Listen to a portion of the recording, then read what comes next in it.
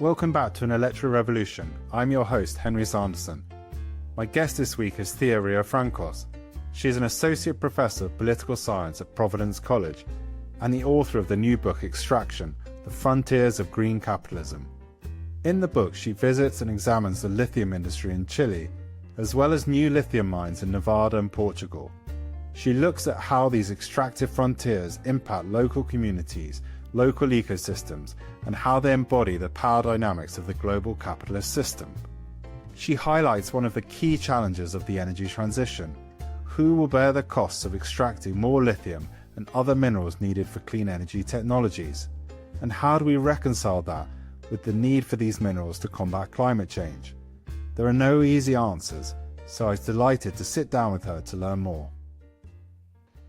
But Thea, thanks so much for joining me today to talk about your great new book, Extraction. It's really interesting in your book because you choose to focus on lithium, and one of the conflicts that is at the heart of the book is we need these minerals for clean energy technologies to help avert some of the worst of climate change. But at the same time, as you say, these extraction at these frontiers has impacts on local communities. There's a lot of hostility and pushback. Where do you sit on how we can reconcile these two things? One is we want to deal with climate change, but then we have the impact on the local communities. Absolutely. Yeah. And maybe just one preliminary comment to make before directly answering your question is a kind of observation that I heard actually at a mining industry conference, but is also substantiated in the academic literature, which is that there's an interesting historical irony, I'm not sure if that's the right word to use, where we have the confluence of rising opposition to mining, right? So, when we look at Latin America especially, Latin America is a place that is kind of often regarded as a mining powerhouse, a role that it's forecast to continue to play with the energy transition. So, but also a place where mining has been quite contested at the local, but also national and regional level. So, we have in Latin America particularly, but also elsewhere in the global south and the global north, and we can turn to that a little later, it's harder and harder from the industry's perspective to win the kind of hearts and minds of mining communities. They are, for various reasons that I'm happy to get into if you're interested, more skeptical of mining than maybe would have been the case in the past. Or we can maybe even be more precise there. They are skeptical on particular grounds that are ecological and social. I think if we looked a century ago at the politics of mining and the contentious politics of mining, labor would have been the main thing to talk about. Like mine workers in the UK, in the US, in South Africa, in Latin America were like famous or notorious, depending on your perspective, for being like very militant and very agitating in terms of their labor demands. And so, but that's a different type of problem to solve in a way from the industry's perspective than rejection based on ecology or social rights or indigenous claims to sovereignty, which are perhaps in a more zero-sum conflict with mining. Like you can pay mine workers better, you can even include mine workers in mining governance, but the mine can still continue. Whereas the politics today are like, should the mine happen at all? And that whole process of increasing militancy and kind of opposition has coincided, again, I say in a historic irony, with this new big mining boom, right? And so those are processes that have their own distinct causes to them, but they're clashing right now, right? So at the very moment where, especially based on typical forecasts and models, we need a lot more mining, there's a lot more opposition to it. So, I just want to say that to frame, but, to kind of get into the thick of your question, which is absolutely what animates the book. On the one hand, I want to just say clearly that I don't think this tension or trade-off has an easy answer, right? And I say that as much to my, maybe some of the people I would politically disagree with who think that this is just a problem we can resolve with like better technology, better mining technology or just like a better procedure for consultation. Like, I think that is Pollyanna-ish. I don't think that we can just simply wish away this conflict.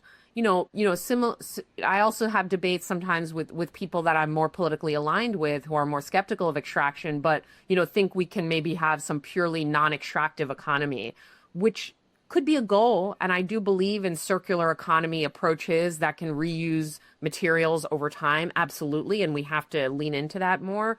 But at the beginning of a big build out for urgently needed renewable energy technologies, there's going to be some upfront extraction. And so I think that the trade-off cannot be wished away on either side of the debate. I'll put it that way, right? And so then what is to be done is the big question. And I think that there are a few different policy recommendations that I suggest in various moments of the book that I would kind of put forward. I think, first and foremost, mining needs better environmental regulation that is up to date with the current scale and technological apparatus of mining. A lot of our mining laws, especially actually in places that had mining, a long time ago or have a long history of mining, right? So I'm actually thinking about the United States in this case. The mining codes are like from the 19th century. I mean, literally in the case of the US, right? And mining was just a fundamentally different game in the 19th century than it is today. Not that it wasn't harmful then, but the scale is quite different. Some of the risks posed by that scale are quite different. Just as an aside, but something that your readers or listeners might be interested in is that we might think that mining has gotten safer over time. We all might believe in some basic notion of progress, like we have better sanitation, better safety measures with all sorts of things. But depending how you measure it, that's actually not the case. What, a great report by Earthworks that I cite in the book is that one of the most dangerous aspects of mining, which is when the piles of waste, quote unquote, fail or are breached, like so the tailings basins or tailings pools or sacks as they're called. This is all the physical waste because the valuable mineral is a really small subset of the overall, rock that you're digging into. If those piles breach their containers or contaminate rivers or create avalanches, like people can literally die, and this has happened. And those failures are increasing over time, not decreasing as we would like it to be, right? And I could get into why, but I'm already, digressing a bit. But it's just that we'll just take that as an empirical fact, which suggests that we need mining regulation that is up to speed with the scale of mining, with the specific hazards that it poses, right?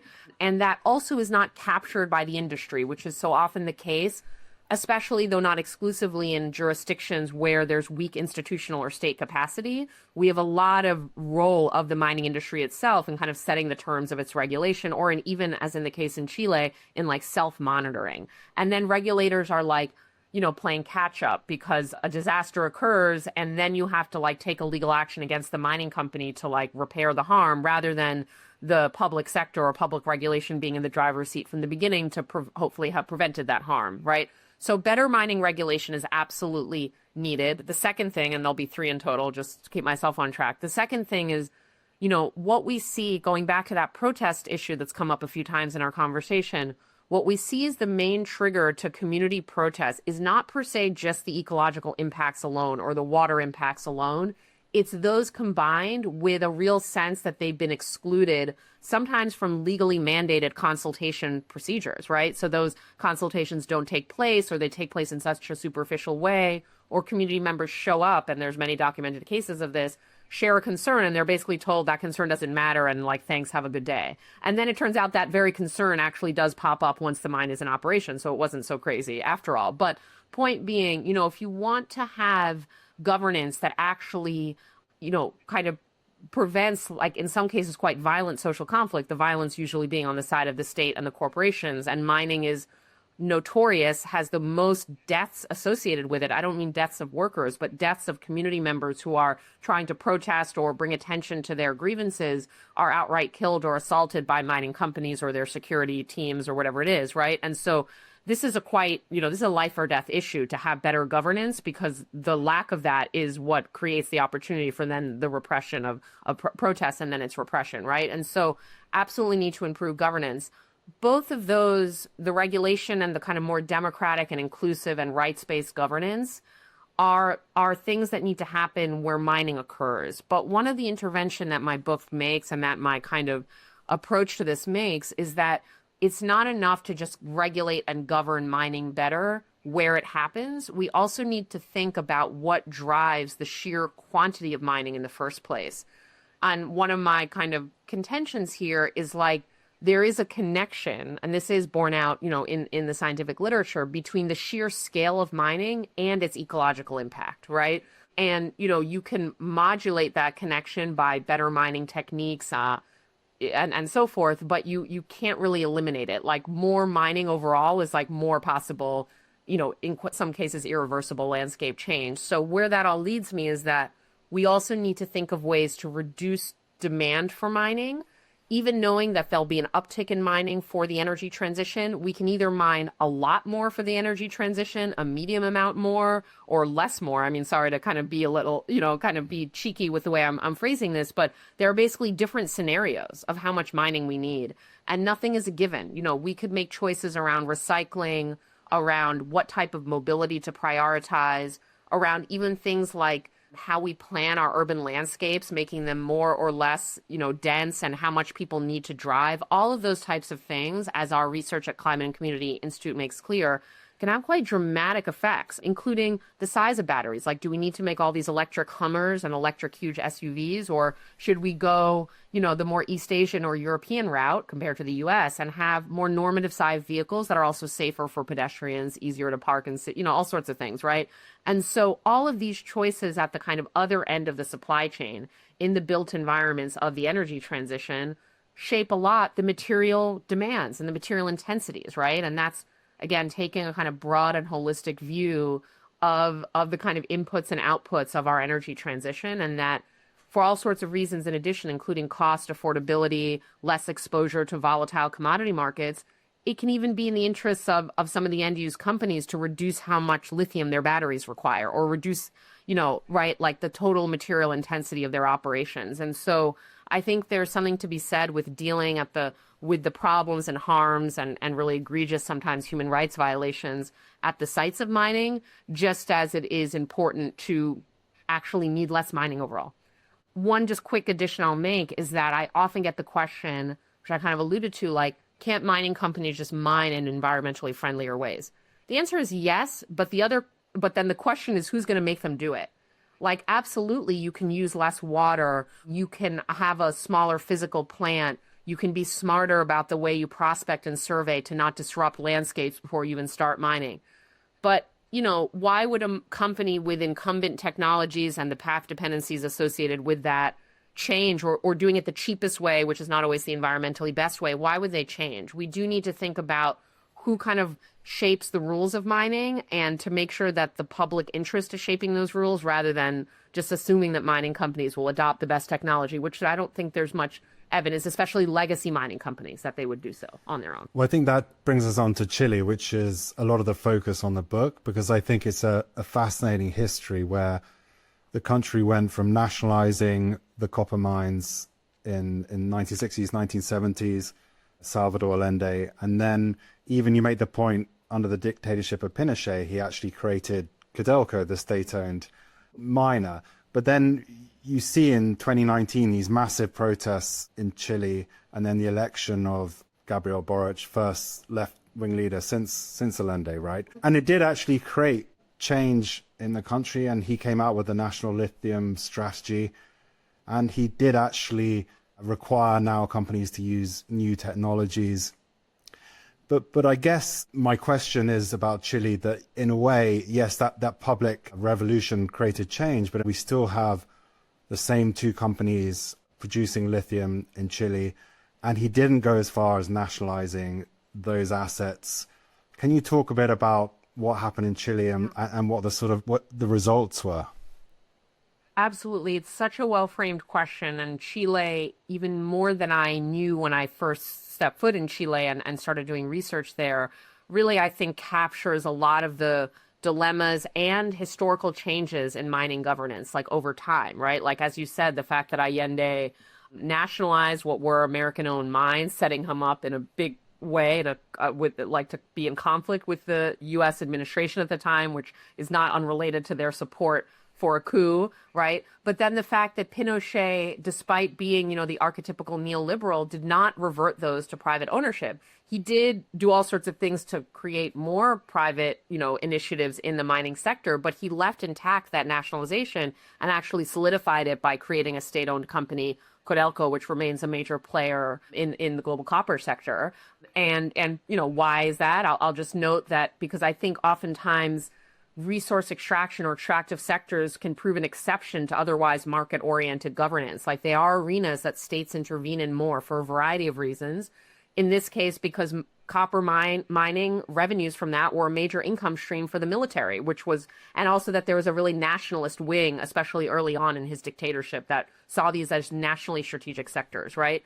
So anyway, fast forward to the present, Boric is in his campaign and in his early days in office and to this day has emphasized needing to kind of re-exert national control over the lithium sector, which, despite being named a strategic sector by Pinochet, that was due to its role in nuclear weaponry, and this was during the Cold War, it wasn't a place where he established a state-owned company, right? So Chile has had these two private sector companies. One is American, one is Chilean, with the only two existing in operation lithium mines in Chile, and they've had a duopoly, for decades, really, right? So what's interesting about Boric's plan is that he both wants to create more national benefit and control and ownership in the sector. He also, in a way, wants to diversify the sector so more companies come in, but paired with kind of the state in various ways, right? I think that there's dissatisfaction with the kind of reign of these two powerful companies, Albemarle and SQM,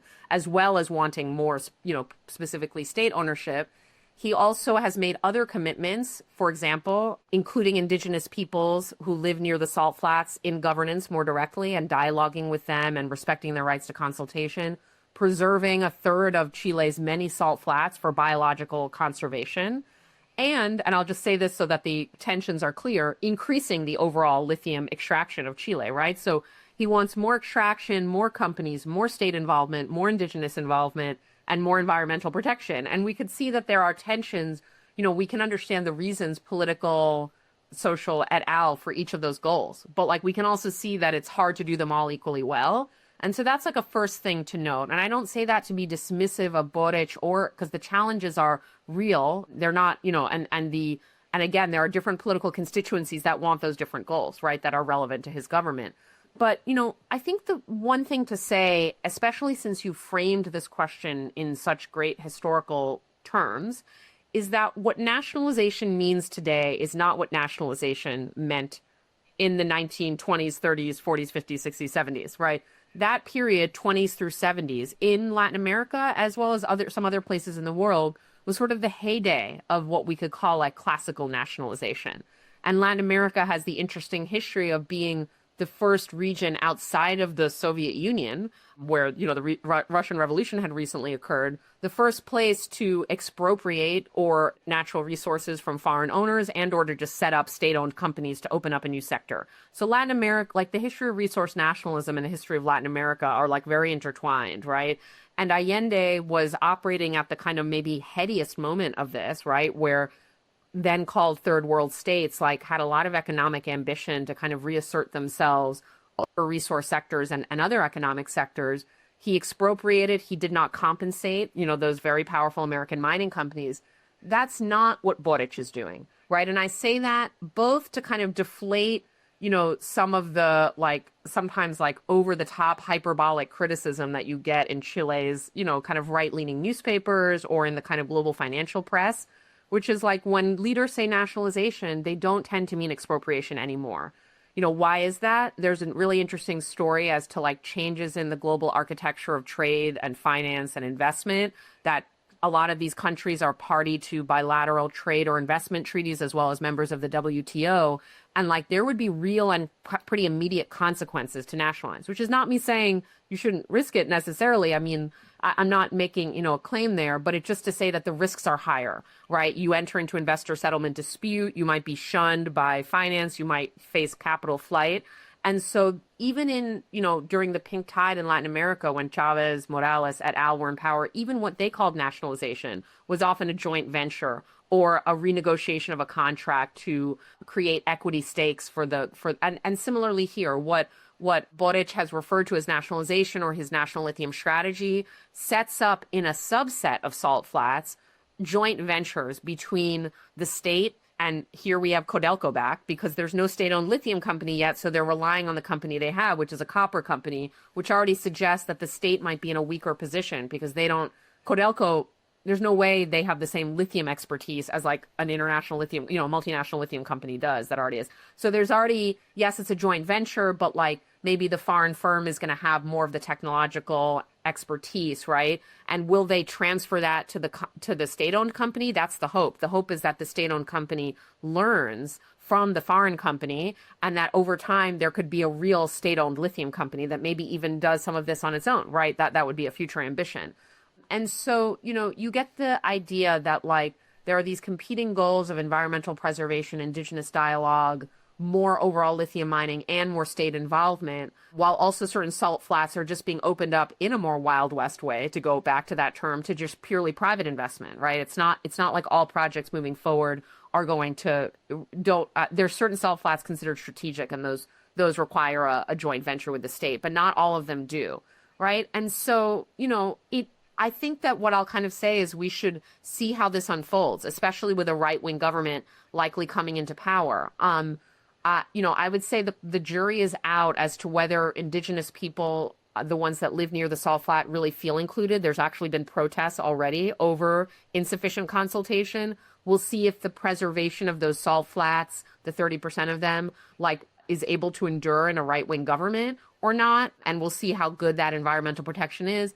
And then we'll see with the joint ventures, do we really get more lithium expertise and capacity in the state? Or is it really a junior partner to what is basically like a multinational corporation? And then I think the devil is in the details on the technological updates and innovations that you mentioned. Absolutely true that they are requiring, more up-to-date methods of direct lithium extraction, DLE, for new projects. That doesn't change existing projects yet, though there are some vague commitments, that SQ on the part of SQF and Albemarle to do so.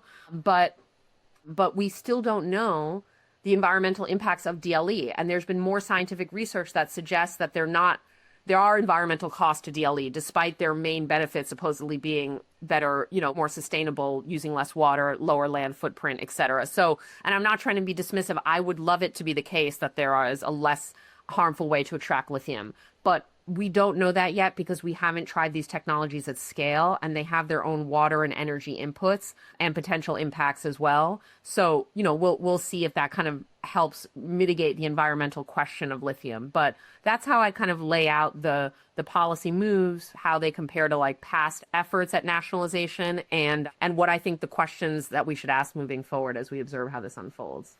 Fascinating. And moving to the US, in your book, you visit the Thacker Pass lithium mine in Nevada. We see now Trump's second administration, they want to ease up permitting. They want perhaps even less scrutiny. What's the effect of that going to be in the US?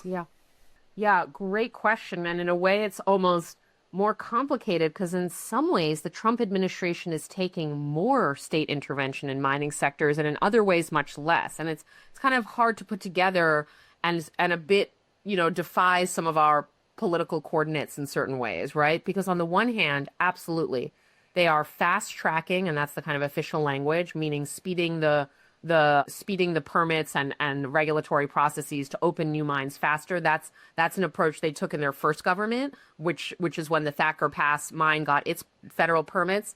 But it's an approach they're really doubling down on now, I would say, actually more concertedly. They have a whole list, and you can go to the Trump government's websites of all the mines that they are fast tracking. And lithium is among those. One question to ask is on the one hand, they are very in favor of more critical minerals mining. They have this whole set of executive orders around minerals dominance. They are, also using public money to that effect, and the Biden government did this too, but the Trump government's definitely doing it and helping with various forms of financing get these projects off the ground. But on the other hand, they are busy dismantling the rest of the supply chain, right? So it's what's going to happen with all this lithium when the U.S. isn't producing EVs, at least not at the scale that was intended by the Inflation Reduction Act, which they've mostly dismantled in their recent, one big beautiful bill that came out of our Republican-dominated Congress, right? So it's why do we need so much lithium if we don't like electric vehicles, right? There's one way to potentially answer that question, which is that weirdly, there's a few exceptions to Republicans' general dislike these days of like clean energy or renewable energy. They hate wind and solar for various reasons, mainly China's quote unquote dominance of those sectors, and also them kind of being embroiled in a weird way in a culture war that like solar is liberal and all this stuff. Anyway, we don't need to go there, but there are certain zero carbon technologies that they like: geothermal, nuclear, and batteries, but for storage.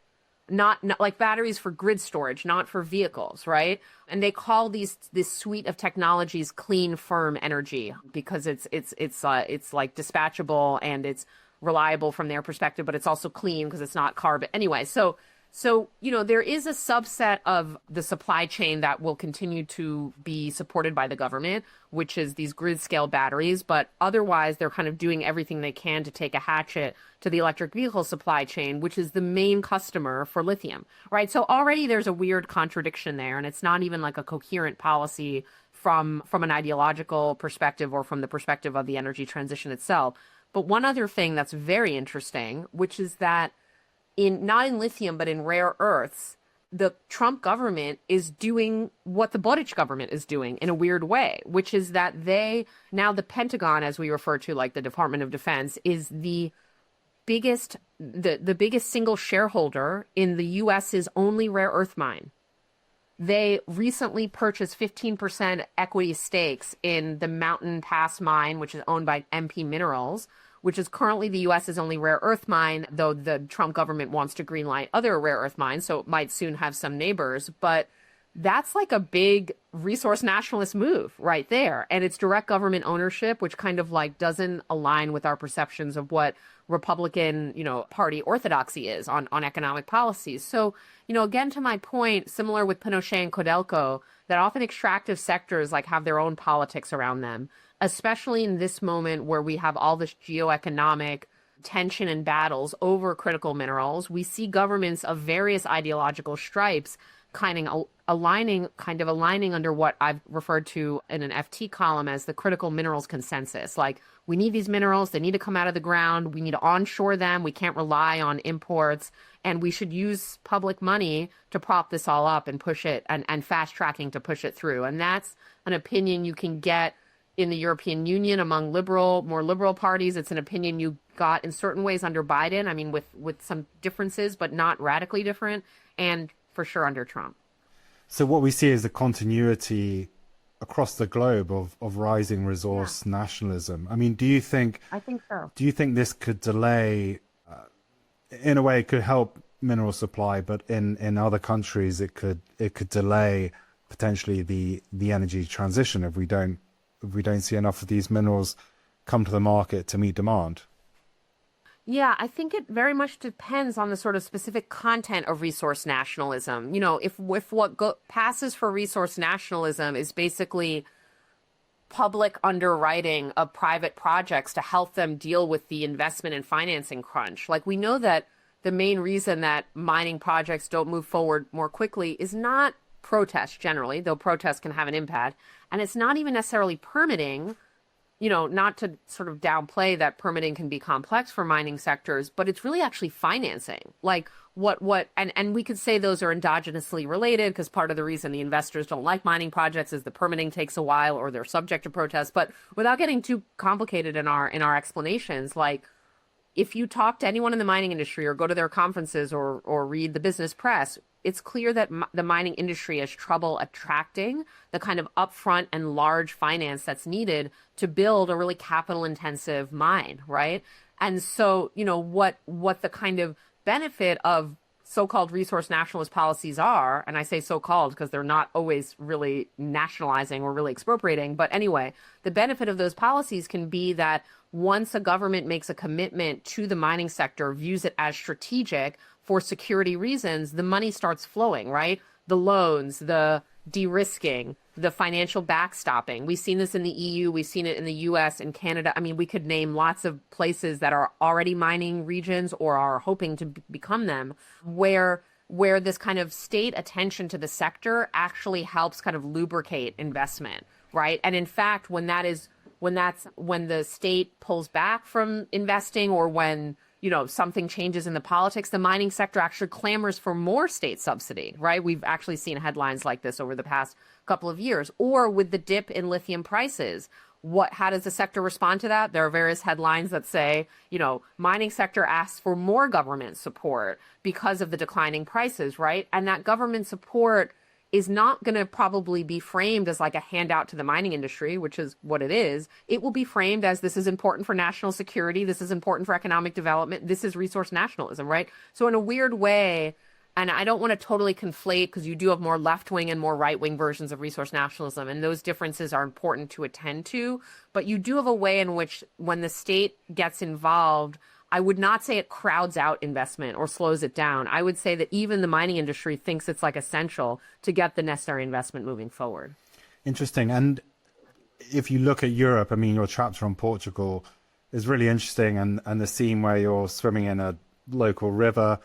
And of course, the local people you chat to, they've been farming for generations, right? They don't want a lithium mine to come in and destroy their area.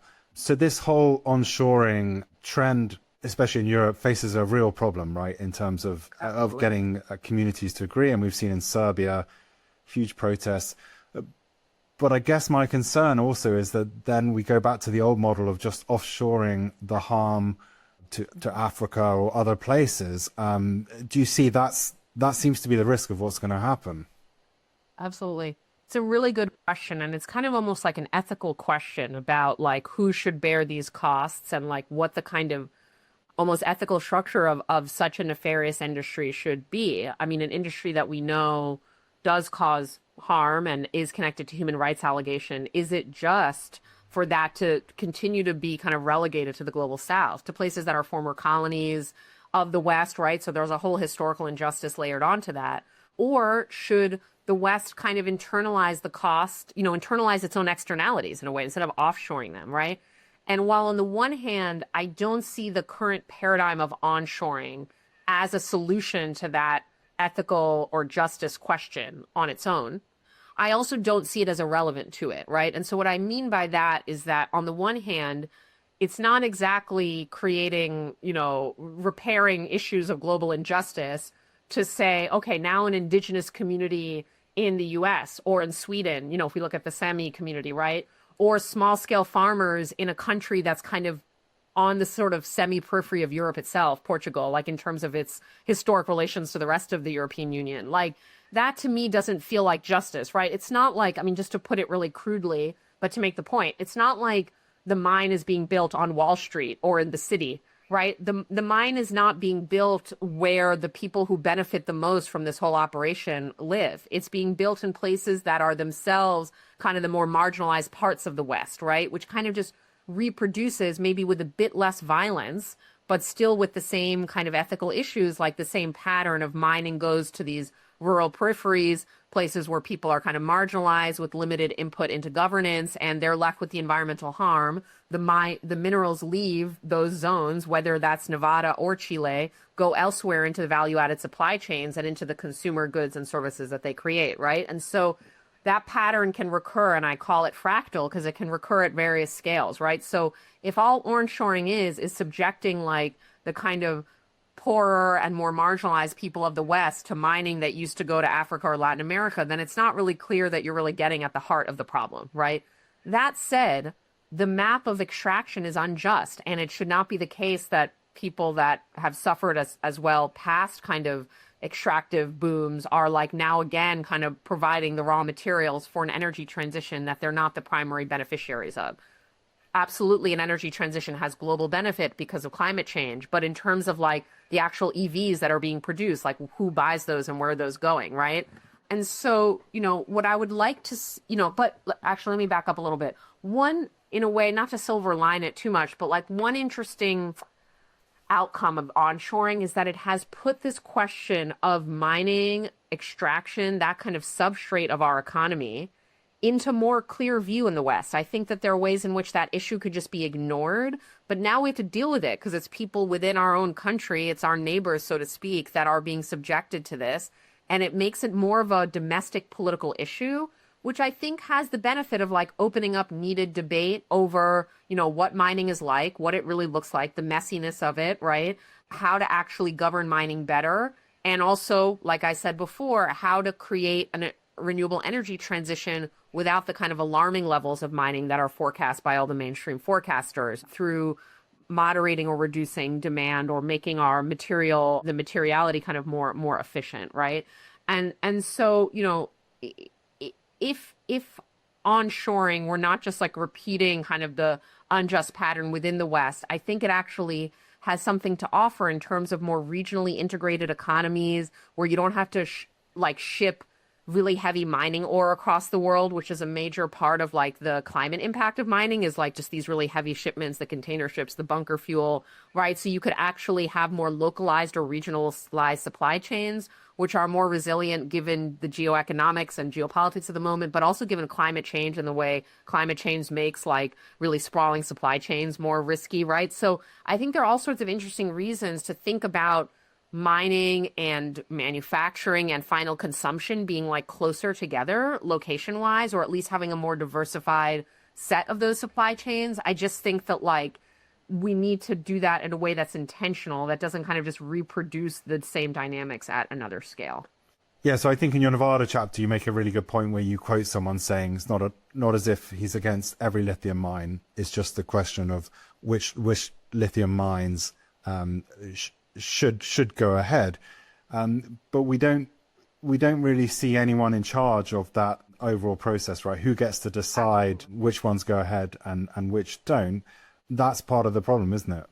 Yeah, it's a really good question, and because you're such an expert on the matter, it's one that you see clearly, but is often missed in the debate or discourse around this, which is that very much so in the United States and in a lot of places on Earth where mining happens, not all of them, but for the most part, really private industry is the like in the driver's seat in terms of like, we want to mine this, we want to mine that, we apply for a permit. Yes, there might be a lot of government rigmarole to go through, but the initiator of who discovers the deposit and who decides, the kind of spatial contours of it and where they want to mine and what technologies they want to use, right? And the whole kind of infrastructure around that, around the energy needs, the water needs, all of that is planned by a private corporation for their specific needs, right? I mean, if they're a shareholder-owned company, it's about their fiduciary obligation to maximize value for shareholders, right? If they're privately held, they're also probably trying to maximize value, though the dynamics are a bit different.